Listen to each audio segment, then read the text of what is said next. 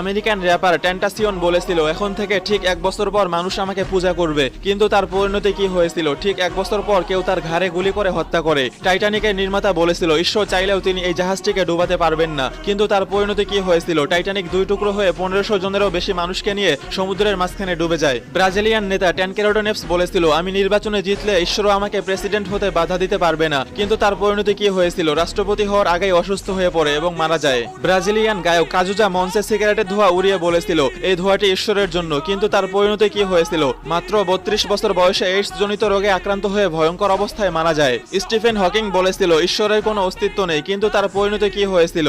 মাত্র 31 বছর বয়সে নিউরোলজিক্যাল রোগে আক্রান্ত হয় এবং তারপর মাত্র কয়েক বছর বেঁচে ছিল। আর ফিরাউন বলেছিল কে এই আল্লাহ যার হুকুম আমাকে মানতে হবে, এখানে আল্লাহ শুধু আমি। ফলাফল কি হয়েছিল? ফিরাউন তার সমগ্র সৈন্যবাহিনী সহ ধ্বংস হয়েছিল এবং আমরা সবাই তার করুণ পরিণতি দেখতে পাচ্ছি।